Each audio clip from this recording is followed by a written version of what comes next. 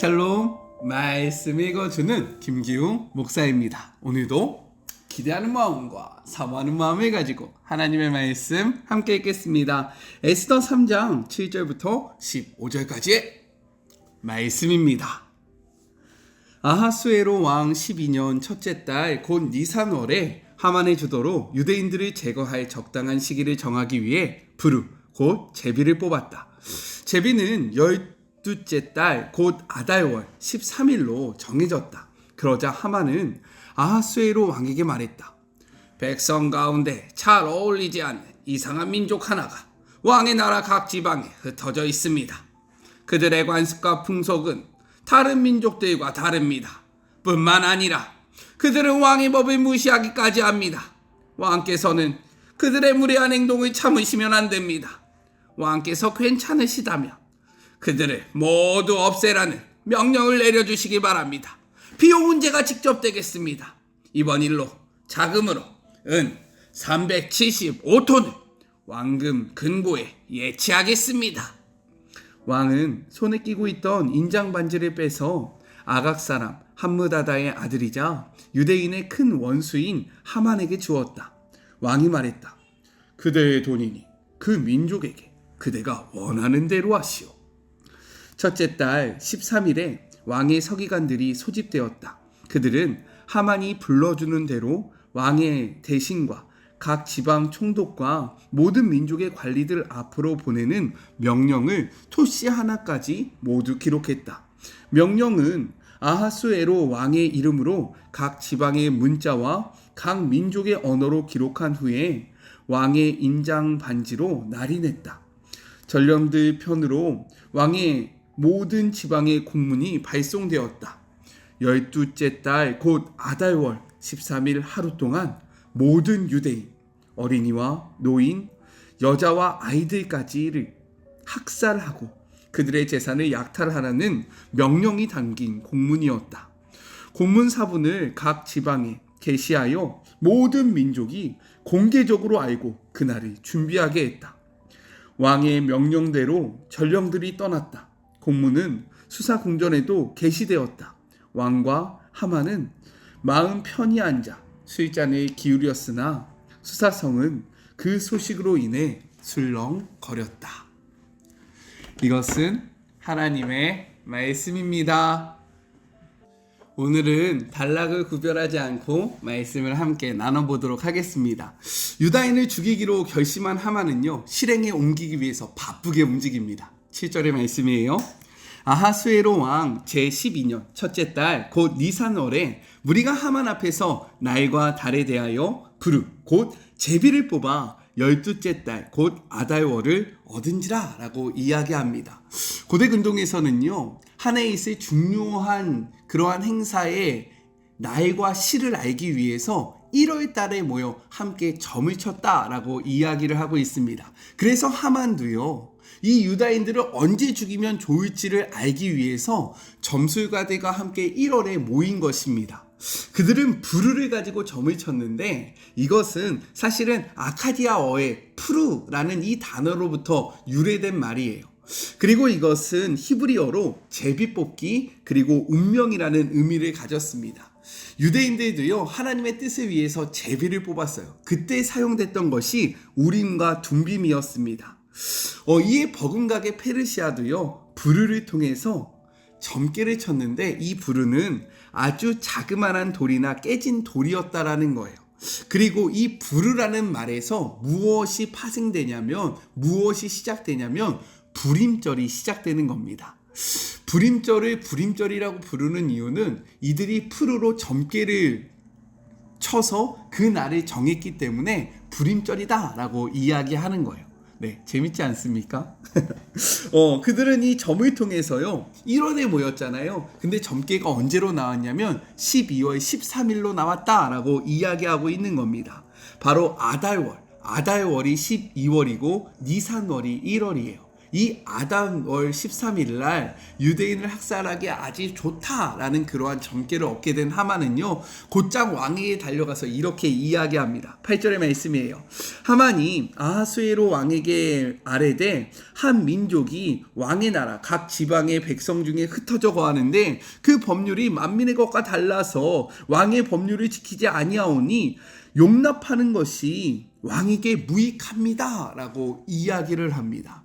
이러한 하만의 말은요, 아주 교활하다라는 거예요. 왜냐하면 그는 진리로 시작해서 거짓으로 끝나고 있기 때문인 겁니다. 그가 첫 번째 얘기했던 게 무엇입니까?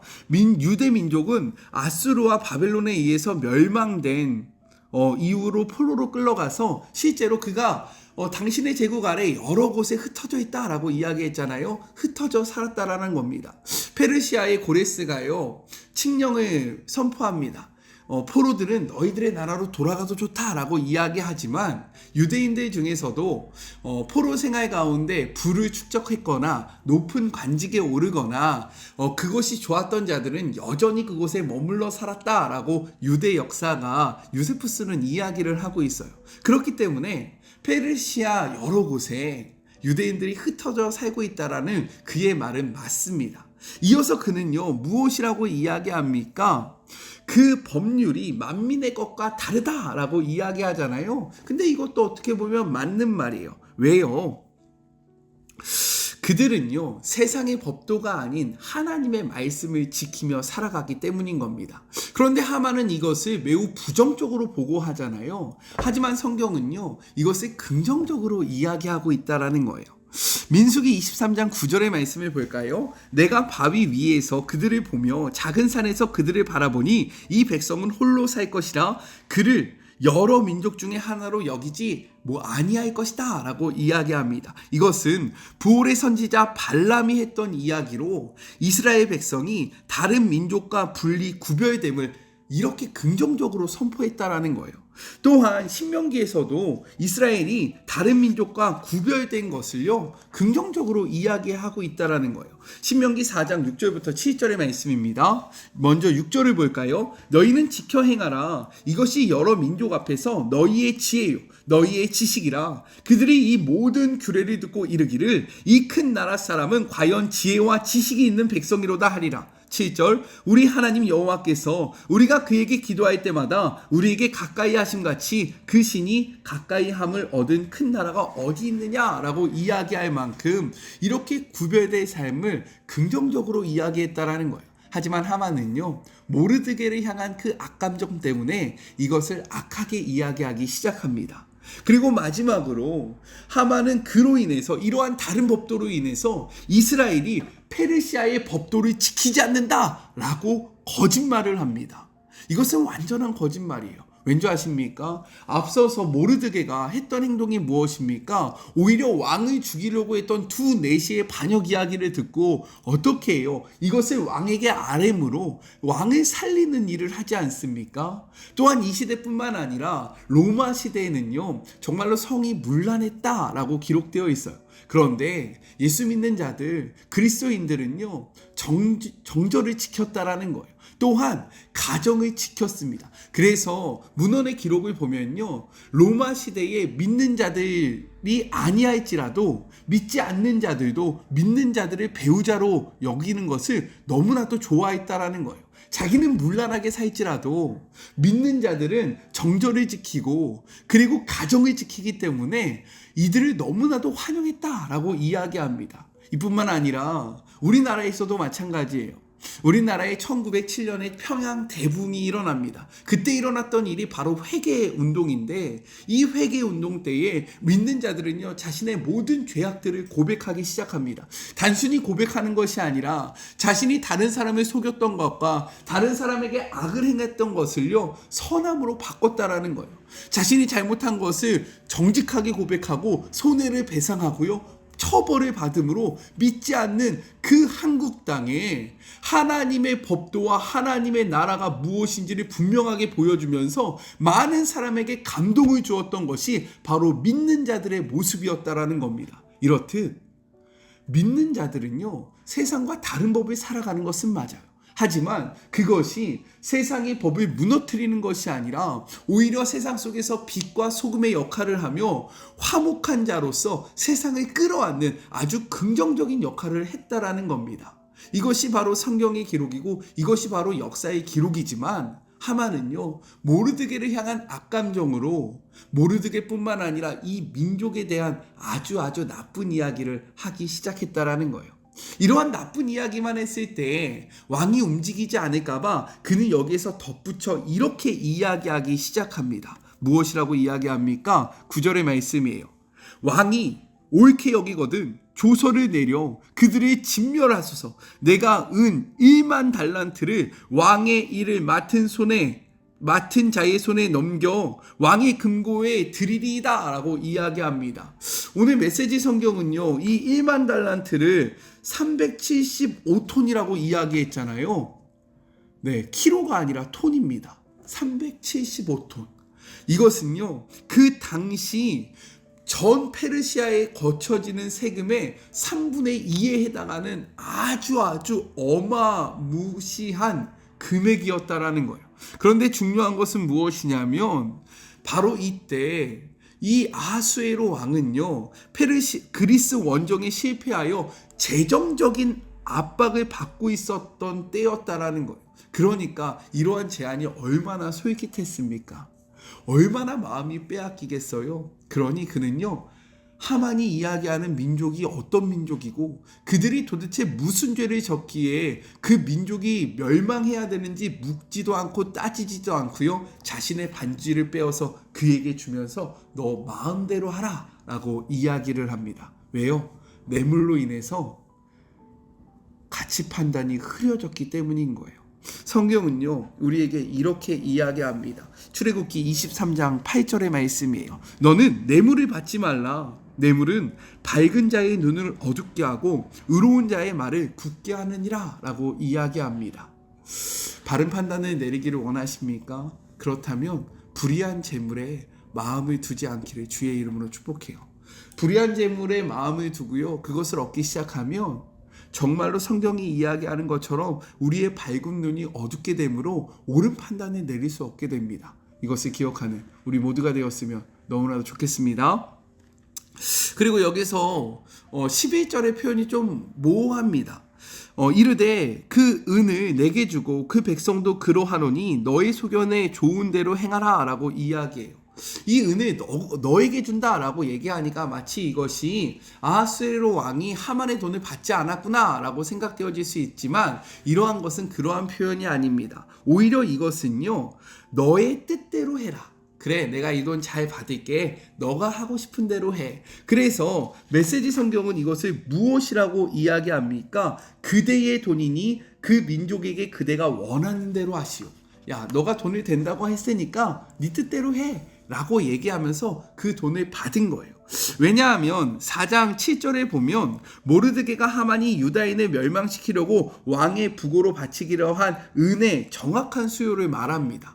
만약에 받지 않기로 했다면 이것이 어떻게 알았겠습니까? 받았으니까 알게 됐다라는 거예요. 또한 7장 4절의 에스더는요, 자신과 자신의 민족이 팔리게 되었다라고 왕에게 고한다라는 거예요. 돈을 받고 너희가 팔리게 되었다라는 말을 했다는 것은 이 돈을 거절한 것이 아니라 이 돈을 받았다라는 것을 의미하고 있다라는 겁니다. 이것은 좀 문맥 속에서 팁으로 알아두셨으면 좋겠어요. 왕의 반지를 받은 하만이요, 이제 곧장 유대인 학살 음모를 행동으로 옮기기 시작합니다. 첫째 달, 즉 니산월 13일에 관료들을 소집하고요, 12월 아달월 12일에 남녀노소 가릴 것 없이 유대인을 모두 학살하라는 조서를 써서요, 전국 곳곳으로 보냈다라는 거예요. 그런데 여기에서 그의 잔인함과 그리고 영악함이 나옵니다. 13절의 말씀이에요. 이에 그 조서를 역졸에게 맡겨 왕이 각 지방에게 보내니 12째 달 곧 아달월 13일에 하루 동안에 모든 유다인을 젊은이, 늙은이, 어린아이, 여인을 막론하고 죽이고 도륙하고 진멸하고 또 그 재산을 탈취하라 하였고 라고 이야기를 합니다. 남녀노소 가리지 말고 모두 죽이라는 거예요.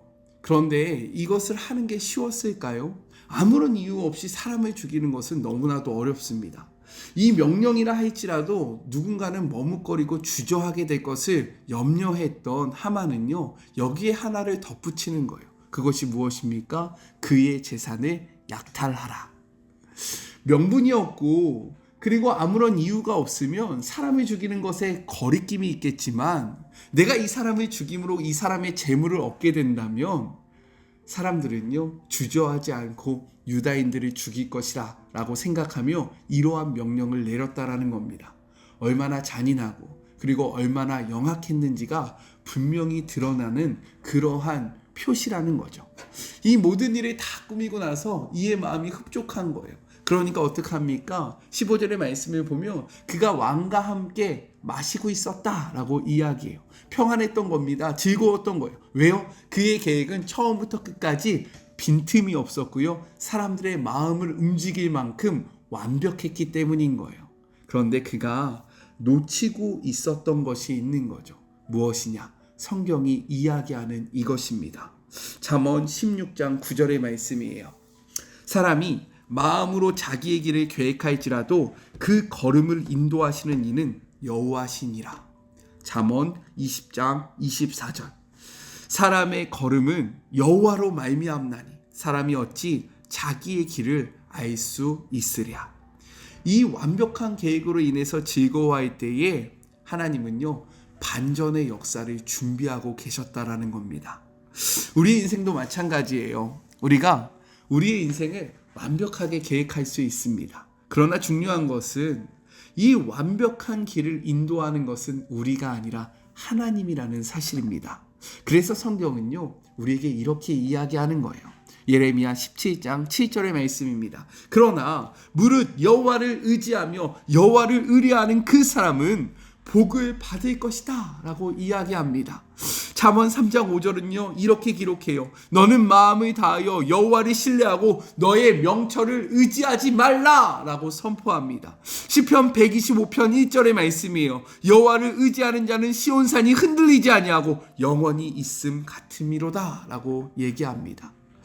우리의 명철을 의지할 때 우리는 실패할 수밖에 없다라는 거예요. 하지만 완전하신 하나님을 바라보고 의지하고 신뢰하면요, 그가 우리의 인생을 완전하게 인도한다 라고 말씀하고 있는 거예요. 그래서 오늘의 적용입니다. 우리 사랑하는 마리모 가족 여러분, 그리스도인으로 구별된 삶을 살아가고 계십니까? 하만이 이야기했잖아요. 유다 민족은 구별된 민족이다.